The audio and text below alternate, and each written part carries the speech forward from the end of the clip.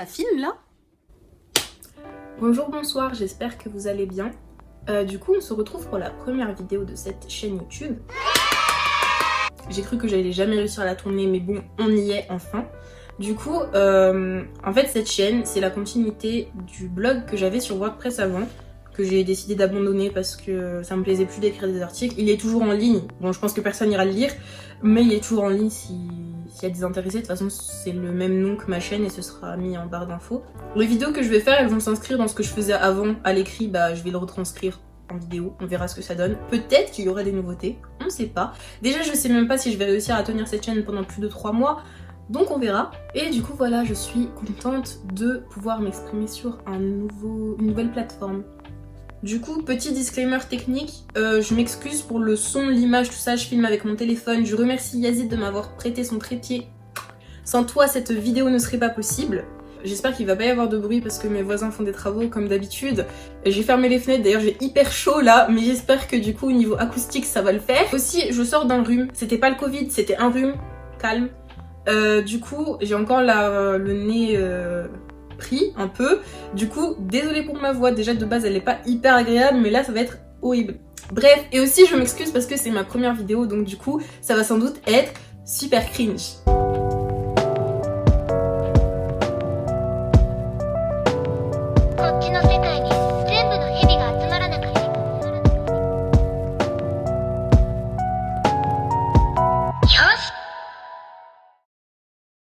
Bref, du coup, comme à mon habitude, à chaque fois que j'ai une longue période d'absence, enfin que j'avais plutôt sur le blog, et bah je revenais toujours avec un article vrac. Donc du coup, ceci va être un article vrac. Vrac sur les films que j'ai vus cet été 2020. Du coup, du mois de juillet jusqu'au début du mois de septembre. Je sors ça un peu tard, mais bref.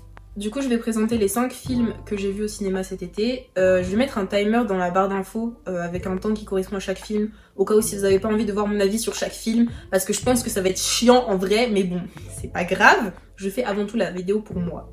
Du coup, c'est parti. On commence avec le premier film que j'ai vu après la fin du confinement. D'ailleurs, c'était trop bien de retourner au cinéma après avoir été confinée pendant 3 ou 4 mois, je sais plus combien, c'est une faille spatio-temporelle, on veut pas en parler, bref.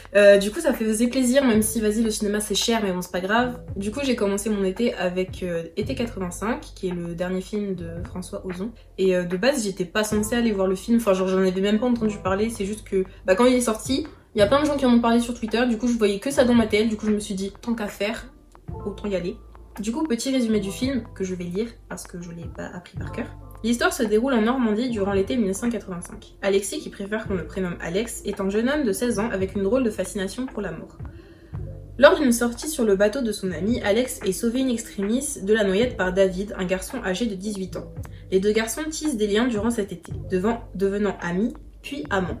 Alors qu'Alexis se découvre en David, ce dernier lui fait conclure un étrange pacte, aller danser sur la tombe de celui qui mourra le premier. Du coup le résumé, je l'ai fait moi-même parce qu'en fait je trouvais que sur tous les résumés qui étaient dispo sur internet, ça spoilait un peu ce qui se passait dans le film, et perso quand je suis allée voir le film, j'avais pas vu la bande-annonce et j'avais pas lu le résumé. Donc du coup, au moins j'ai eu la surprise de ce qui allait se passer, même si c'est assez prévisible. Mais au moins du coup si vous l'avez pas vu, vous aurez un petit suspense sur le twist. C'est un film que j'ai vraiment aimé, c'est un film parfait pour l'été, en même temps il s'appelle Été 85, donc bon si c'était pas le cas ce serait un peu un comble. Il y a un truc que je retiens vraiment de ce film, c'est l'ambiance. J'ai adoré l'ambiance du film, que ce soit les décors, que ce soit la composition de l'image, surtout la composition de l'image. Je trouvais qu'il y avait une... Je suis pas experte en cinéma ni rien, c'est un avis d'amateur, mais je trouvais qu'il y avait une certaine attention qui était portée à la composition de chaque image, genre que ce soit dans les tenues des personnages, que ce soit dans la position des personnages, dans l'espace à l'écran, que ce soit dans les objets qui étaient placés dans la pièce. Ça faisait du bien aux yeux. Après, je trouve que c'est un film qui était assez touchant, pas forcément sur le point de vue de la romance, mais plutôt sur le point de vue, sur le personnage d'Alex. Vu que la narration, elle est faite par lui, ce que j'expliquerai un peu après, c'est facile de se projeter à l'intérieur de sa tête et de voir tous les doutes par lesquels il passe par rapport à son avenir, par rapport à ses études, par rapport à ce que son père attend de lui, par rapport à ce que sa mère attend de lui aussi, par rapport à David forcément. Et du coup, comme je disais avant, en fait le film est narré par Alex et il fait des allers-retours entre le passé et le présent. Le film commence in medias res sur une scène assez pas troublante, mais quand on commence le film, on se dit oula, il s'est passé quoi? Et du coup, le fait que ça revienne passé, présent, on essaie d'assembler le puzzle pour savoir ce qui s'est passé. Et du coup, c'est assez sympa. Enfin, moi, j'aime bien les films qui se passent comme ça. Et aussi, mention spéciale à la bande-son, qui est hyper cool. Du coup, c'est un truc dans la vibe des années 80, vu que le film se passe dans les années 80, logique. Et franchement, je l'ai adoré. Je l'ai écouté pendant tout l'été et j'ai adoré la bande-son. C'est vraiment un film qui a marqué mon été. Bon, après, je fais pas partie de la grosse fanbase qui s'est faite sur le film, mais j'ai trouvé... Enfin, je suis contente de l'avoir vu au cinéma. Donc là, on va s'attaquer à un gros morceau. Parce que bien sûr, voilà, première vidéo, je suis obligée de faire un truc qui est limite un film problématique entre guillemets pour la sphère Twitter, mais bref, on aime le risque ici. Donc du coup, je vais parler de Mignonne, ou Cuties en anglais, de Maïmouna Doucouré qui est sorti, normalement qui devait sortir en avril 2020, sauf que forcément il y a eu le confinement, donc du coup il est sorti en août. Du coup j'ai été le voir. Donc là, je vais beaucoup blablater pour expliquer un peu le contexte dans lequel j'ai été voir le film. Donc de base, j'avais vu la bande-annonce il y a longtemps, mais je pense... j'ai dû la voir au mois de décembre, janvier, un truc comme ça. Et ça m'avait vraiment intéressée et j'avais vraiment eu envie d'aller le voir. Et c'est la même bande-annonce qui est sortie sur Twitter après, hein, donc voilà. Et ça m'avait vachement percuté en fait. Je me suis dit, ça peut être un film intéressant. Bref, du coup, quand j'ai vu que le film allait finalement sortir en août, j'étais refaite. Et là, je me suis levée un matin et j'ai vu Mignonne en tété. Et je me suis dit, je sais pas si je vais réussir à retrouver les tweets, mais en gros, le film s'est fait descendre sur Twitter parce que, selon les gens, enfin voilà, selon la sphère Twitter, et le film faisait l'apologie de la pédopornographie. En fait, j'ai vu les tweets là, toute la polémique là, la veille de ma sortie pour aller voir le film. Donc du coup, je suis partie voir le film avec une espèce d'a priori, me disant ah mais attends, toi t'as pas trouvé ça bizarre au début, et là tout le monde trouve ça bizarre, c'est que le film est bizarre. Bref, du coup je me suis dit, c'est pas grave, on juge pas un film sans l'avoir vu, je vais aller le voir quand même, de toute façon je vais le voir depuis longtemps, on verra bien ce que ça donne. Le lendemain, je vais au cinéma avec mon meilleur ami Yazid pour voir le film, nous nous installons dans la salle, et le film commence. Comment dire? Déjà, il faudrait peut-être que je fasse un résumé du film. Du coup, je me suis pas cassé la tête à faire un résumé moi-même cette fois-ci, donc j'ai pris le résumé d'Allociné, de toute façon il est court, je peux pas faire plus clair, donc voilà. Amy, 11 ans, rencontre un groupe de danseuses appelées les Mignonnes. Fascinée, elle s'initie à une danse sensuelle dans l'espoir d'intégrer leur bande et de fuir un bouleversement familial. Voilà. Du coup, quel a été mon ressenti quand j'ai vu le film en salle? Alors du coup, j'ai eu plusieurs ressentis parce que c'est un film qui m'a beaucoup fait réfléchir et mon avis a énormément changé depuis le moment où j'ai vu le film jusqu'à aujourd'hui. Après, honnêtement, même si mon avis a changé, c'est pas un film que j'ai aimé. Enfin, en tout cas, c'est pas un film que j'ai aimé voir, genre j'ai passé un très mauvais moment dans la salle, honnêtement. Mais de mon point de vue, c'est pas forcément un film qu'on est censé aimer ou pas aimer, parce que c'est pas un film fait pour le divertissement en fait. C'est un film plutôt fait pour amener une discussion et amener un débat. Du coup, le fait de pas l'aimer ou bien l'aimer, enfin, c'est un peu... Comment dire? Ça passe un peu en second plan en fait, c'est pas le but, on s'en fiche. Comment je me suis sentie quand je l'ai regardé? Et je me suis sentie très mal. Déjà, je me suis sentie assez sale d'avoir vu des images comme ça pendant... Je sais plus combien de temps il dure le film, je crois qu'il dure 1h30, un truc comme ça. Parce que c'était très cru. Franchement, c'est vraiment un film pour public averti, j'y reviendrai après. C'est un film qui est extrêmement cru, ce à quoi je m'attendais pas forcément en voyant la bande-annonce, parce que c'est très graphique. C'est un film sur la sexualisation des enfants, des petites filles en particulier. Et forcément, je voulais aller le voir parce que c'est un sujet qui est hyper important et je trouve qu'on doit en parler parce que c'est quelque chose qui ne devrait pas exister.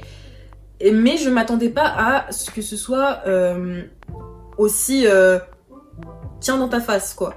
Parce que la réalisatrice, pour le coup, elle a vraiment poussé le truc au maximum du maximum. Et il y a énormément de scènes, de plans qui sont très dérangeants à regarder. Et c'est pas du style ouais parce qu'il y a plein de gens qui ont dit ça, oui, si vous avez un problème à regarder ce film, c'est que vous êtes dérangé de base, machin, alors que non, c'est volontairement filmé comme ça pour qu'on soit dérangé justement et qu'on comprenne qu'il y a un problème. Après forcément c'est pas quelque chose qu'on a l'habitude de voir et du coup forcément ça heurte. Je pense que la réalisatrice elle s'attendait à avoir des réactions comme ça aussi énormes parce que tout simplement c'est un sujet hyper tabou et Et la manière dont elle l'a traité, forcément, enfin, c'était fait pour provoquer. Et provoquer un débat, provoquer des réactions, etc., etc. Donc, dans ce sens-là, c'est assez bien fait. Après, je trouve que des fois, c'était vraiment too much. Il y avait des scènes... Franchement, j'ai fermé les yeux parce que c'était pas possible. Je pouvais pas regarder ça Je pouvais tout simplement pas regarder, en fait. C'est tout. Forcément, j'ai pas d'arrière-pensée, enfin, voilà. Mais je pouvais pas regarder parce que pour moi, c'était trop dérangeant. Après, honnêtement, est-ce que le film mérite tout son bad buzz? Moi, je pense pas. Parce qu'en ayant vu le film, ça se voit que la réalisatrice avait des bonnes intentions. Certaines de ses idées étaient maladroites, comme j'ai dit, il y a certaines scènes qui étaient vraiment too much, genre la scène du concours de danse à la fin. Bon, d'accord, j'ai compris, c'était censé être le point culminant du film, blablabla, mais c'était vraiment... C'est une des scènes qui a tourné sur Twitter, d'ailleurs.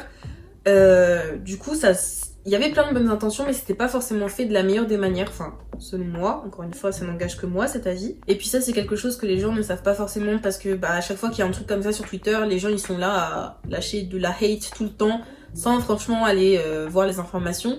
Mais les petites qui ont tourné dans le film ont été suivies psychologiquement. Les scènes, on va dire, dérangeantes, entre guillemets, elles ont été tournées avec une, je sais pas comment ça s'appelle, une glace sans teint, je crois. Oui, c'est ça. Et en fait, il y avait que la réalisatrice et un chouïa de staff, mais genre, c'était vraiment que du staff qui était avec qui les petites filles se sentaient à l'aise dans les scènes-là, quand elles ont tourné. Donc, il y a eu vraiment... Enfin, tous les gens qui ont dit oui, les parents des enfants comme ça, qui laissent jouer leurs enfants dans des films comme ça, et nanana, truc. Alors que non, il y a eu un réel travail, justement, sur le bien-être des actrices. Après, dernier point que je vais aborder, ça va être sur la distribution du film. Parce que, comme je le disais tout à l'heure, c'est un film qui est fait pour un public averti. Il est sorti dans des petites salles, en tout cas par chez moi, il est sorti dans des petites salles. Je pense que ça a été la même chose dans le reste de la France. Et sans vouloir pas être condescendante, je pense que c'est un film qui est fait pour un public qui a l'habitude d'aller voir des petits films, entre guillemets, et des films qui sortent du cinéma ordinaire, qui casse un peu les codes, qui voit les choses d'une autre manière, qui propose une autre vision, etc.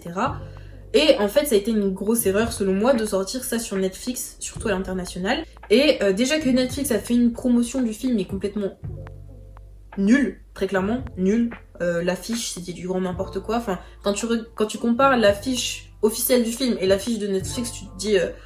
soit ils sont débiles, soit ils ont voulu massacrer le film. Je ne sais pas. Mais en tout cas, ça a été, je pense, une grosse erreur de sortir ça sur Netflix. Et je pense que si ça s'était sorti uniquement dans des petites salles, en France, et que c'était sorti dans des petites salles à l'étranger aussi, et bah ça aurait pas fait autant de bruit, ça aurait pas fait autant un bad buzz. Enfin bref, du coup, Mignonne, ça a été une expérience plutôt qu'une vraie séance de cinéma. J'ai pas forcément apprécié ce que j'ai regardé, mais en fait ce que j'ai apprécié c'est la réflexion et le débat que j'ai pu avoir avec moi-même et que j'ai pu avoir avec des gens qui ont vu le film. Le troisième film de cette vidéo, qui est le seul film d'animation de la vidéo que j'ai vu, en fait c'est le seul film d'animation que j'ai été voir au cinéma parce que il y avait que ça, enfin je crois. Enfin à part Akira que j'ai pas eu le temps d'aller re-regarder, mais bref. Ce n'est autre que My Hero Academia Heroes Rising, donc le deuxième film My Hero Academia qui, au niveau de la chronologie du manga, ça fait suite à la saison 4. Enfin la chronologie de l'anime plutôt, ça fait suite à la saison 4 et au niveau du manga, je sais pas c'est quel chapitre. Je ne lis pas encore les scans. Encore une fois, petit résumé que je vais lire. Je crois que celui-là vient de Nautiljon parce que j'avais la flemme de l'écrire moi-même. Afin de préparer les jeunes recrues au terrain le plus vite possible, la plus haute autorité du monde héroïque décide de mener un projet estival sur la petite île de Naboo située au sud du Japon. Avec l'accord des responsables de UA, la classe 1A est choisie pour prendre part au projet. Les élèves ont pour mission de gérer l'île seuls jusqu'à ce qu'une nouvelle équipe de héros professionnels prenne le relais. Malheureusement, alors que les choses se passent plutôt bien, l'île est attaquée par un groupe mystérieux dont le leader possède un pouvoir rappelant beaucoup celui de All for One. Pour Izuku et ses camarades, l'heure est venue de passer aux choses sérieuses. Je vais être hyper brève sur le film parce que en soi j'ai pas vraiment grand chose à dire dessus vu que c'est vraiment un film lambda entre guillemets. Lambda ne veut pas dire mauvais. Lambda de shonen. Pour moi le point culminant du film, la raison pour laquelle il faut aller le voir, enfin même s'il est plus en salle mais il fallait aller le voir ou il faut le regarder en tout cas, c'est l'animation. L'animation est incroyable. Déjà l'animation de My Hero Academia, franchement le studio Bones ils font du bon taf. Mais alors là sur le film franchement ils se sont donnés. Les scènes de combat elles sont magnifiques. La dernière scène. Le combat ultime final, ceux qui ont vu le film vous voyez de quoi je parle. L'animation elle était Ensuite, autres petits éléments que j'ai appréciés dans le film. Déjà, j'ai trouvé ça hyper cool qu'on puisse voir les autres élèves utiliser leur haltère. Par autres élèves, j'entends les autres que Todoroki, que Bakugo, que Midoriya. Je trouve ça super cool parce que c'était sympa de les voir faire des plans ensemble. En plus, il y avait des combinaisons assez inédites. Donc franchement, ça c'était top. Ensuite, je n'ai pu être que ravie en tant que Bakugo Stan. Je sais pas si on le voit. Là, il est là. Parce que c'était vraiment son moment de gloire, ce film. Et c'était si bien. Et puis, sans sa relation avec Deku, etc. Le fait qu'ils deviennent des modèles pour les deux enfants du film, franchement, c'était top. Je vais pas en dire plus pour pas spoiler les gens qui n'ont pas vu le film. Mais rien que pour le personnage de Bakugo et le traitement qu'ils lui ont apporté, j'étais ravie. C'était pas incroyable au niveau de l'histoire, mais je pense que c'est un des meilleurs films d'animation que j'ai vu, en tout cas pour un shonen, mais même d'animation en général, je pense que c'est un des meilleurs que j'ai vu et franchement j'ai passé un super bon moment devant. Quatrième et avant-dernier film de la vidéo, donc c'est un film que j'ai galéré à aller voir au cinéma parce qu'à chaque fois il y avait toujours un problème, enfin c'était horrible, mais au final j'ai fini par aller voir donc tout va bien. Et ce n'est autre que Tenet de Christopher Nolan. Alors pour le film là, je vais pas faire de résumé parce qu'en fait, je trouve qu'il est pas résumable, tout simplement. En fait, il est pas résumable sans spoiler. Donc du coup, pour les gens qui l'ont pas vu, je pense que c'est préférable que je ne fasse pas de résumé. Et limite, je pense que c'est mieux d'aller voir le film en n'ayant aucune idée de ce que c'est. Parce que je pense limite que c'est mieux en fait. Enfin, moi j'ai préféré faire ça parce que... Enfin, la bande-annonce, je l'ai vue, mais honnêtement, y a rien à comprendre dedans. Enfin, sans avoir vu le film, tu comprends pas la bande-annonce, enfin bref. Du coup, je ne fais pas de résumé et je vous laisse le découvrir si vous l'avez pas encore vu. Rien que sur l'esthétique du film, elle est hyper belle, que ce soit au niveau de la scénographie, qu'il y a des super scènes avec des super beaux jeux de lumière. Voilà quoi, enfin c'est du Christopher Nolan, qu'est-ce que vous voulez que je vous dise moi? Après, il y a des scènes d'action qui sont ouf. La scène, je sais même pas si on peut appeler ça une course-poursuite, mais l'espèce de course-poursuite quand ils essaient de coincer la fourgonnette là, et j'ai adoré cette scène. Et il y avait aussi la scène où ils doivent aller récupérer le tableau dans l'aéroport, j'ai grave kiffé. Après on va pas se mentir, le plus important du film c'est quand même l'histoire qui est pas évidente à comprendre, honnêtement. Je suis désolée pour parler de mon ressenti sur l'histoire, je vais être obligée de spoiler parce que voilà quoi, je suis obligée. Du coup le film il est assez désarçonnant parce qu'il est pas construit comme un film traditionnel entre guillemets, ce qui fait qu'en fait quand tu regardes une scène, tu la comprends pas. T'es obligé d'attendre genre 15 minutes de voir la scène d'avant ou même 2 scènes après pour comprendre la scène d'avant. Ce qui fait que t'as toujours une compréhension du film en décalé. Ce qui n'est pas forcément genre... C'est désarçonnant, c'est pas forcément mauvais, moi c'est un truc que j'aime bien. Mais je sais qu'il y a des gens ça leur a pas plu quoi. C'est un film où on doit beaucoup réfléchir quand on le regarde. Et du coup en fait, t'as pas forcément le temps d'apprécier le film. Vu que t'es en train d'essayer de comprendre ce qui se passe. Mais du coup, en fait, en sortant du film, franchement, j'avais la tête comme ça. Et en fait, c'est un film qu'il faut avoir vu plusieurs fois pour le comprendre dans son intégralité. Et parce que je pense... Enfin, je sais pas si c'est fait exprès, mais je trouve ça assez rigolo. Mais en gros, il faut avoir un train d'avance sur le film pour pouvoir comprendre le film. Donc genre comme les personnages dans le film ils ont un train d'avance au bout d'un moment quand ils changent de timeline, enfin bref. Après j'ai vu beaucoup de gens dire que la fin du film elle était assez mindfuck et tout, mais perso enfin je l'ai trouvé... En fait la fin je l'ai trouvé hyper compréhensible parce que c'est un peu le même délire que genre pour ceux qui ont vu Doctor Who, c'est un peu le même délire que genre l'histoire entre River Song et le 11e Docteur, c'est un peu le même genre. Mais le début du film je comprends pas c'est quoi, enfin je pense qu'il faut que je le regarde ou que je regarde des théories dessus. En tout cas, j'en ai pas trouvé sur... Enfin, en même temps, j'ai pas trop cherché, mais voilà. Mais le début du film, je comprends pas où il se place dans tout le film en général, donc faudra que je vois. Du coup, c'est vraiment un film où on se pose tout le temps des questions, où on essaie tout le temps de comprendre. C'est un peu un film puzzle, où on essaie de remettre les éléments dans l'ordre pour comprendre le film. C'est un genre d'histoire qui me plaît beaucoup. Parce que je trouve ça entre guillemets interactif, mais après je sais qu'il y a des gens ça leur plaît pas parce qu'ils ont juste envie de se poser devant un film et pas réfléchir et c'est tout, et c'est compréhensible. Par rapport aux acteurs, David Washington il était incroyable, Robert Pattinson pareil. Je crois que c'était le premier film que je voyais où il était dedans, autre que Harry Potter et Twilight. Enfin je crois, hein, ça se trouve j'en ai vu d'autres et je le sais pas, mais je crois que c'était la première fois que je le voyais dans un film autre que ça. Et franchement j'étais agréablement surprise. J'ai vraiment hâte de le voir dans d'autres films, du coup. Bref, en tout cas, c'est un film que j'ai apprécié, que je vous conseille de voir. parce que c'est quand même un des gros films de 2020. On déplaise aux puristes qui diront que oui, c'est pas du Nolan, enfin c'est pas du grand Nolan, blablabla. Moi je connais pas sa filmographie plus que ça et j'ai trouvé ce film cool. Donc voilà, c'est tout. Dernier film de cette vidéo, Antebellum, que j'ai vu très récemment, la semaine dernière il me semble. Et comment dire, j'étais déçue. C'est un film que j'attendais depuis longtemps. Je sais plus exactement quand est-ce que les premières images étaient sorties. Mais en tout cas, ça m'avait vraiment hype et j'avais vraiment hâte de le voir. Encore une fois, je pense pas que c'est intelligent de faire un résumé. Du coup, je vais juste vous rediriger vers la bande-annonce. Elle induit bien en erreur sur le film, autant dans le bon sens que dans le mauvais. Et je trouve que c'est une bonne introduction pour aller le voir. Du coup, pour moi, le plus gros point négatif du film, en fait, c'est qu'il n'y avait pas de rythme. Ça manquait de rythme, mais c'était affreux. En fait, je pense qu'on peut découper le film en 3 parties. La première et la deuxième partie sont hyper longues et en fait elles sont hyper détachées l'une de l'autre alors qu'en soi elles se recoupent, mais... Et la troisième partie, c'est la partie la plus intéressante, elle dure genre je pense 30 minutes à tout péter et en fait il se passe rien pendant 1 heure et puis 30 minutes après il se passe quelque chose. Enfin je crois que le film durait 1h40, je suis pas sûre mais je crois que c'était ça.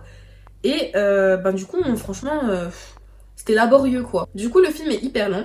T'attends que le twist arrive, et quand le twist arrive, c'est pas du tout ce à quoi tu t'attendais. Donc dans un sens c'est cool, parce que moi j'étais vraiment surprise par le truc, j'étais vraiment en mode il se passe quoi là? Comme le rythme du film était tellement mauvais, et le twist il arrive un peu genre pétard mouillé un peu, c'était un peu nul. En fait le seul point intéressant du film c'est le twist, puis même ce qui se passe après c'est genre en mode bon voilà il se passe ça, c'est cool quoi, mais c'est tout.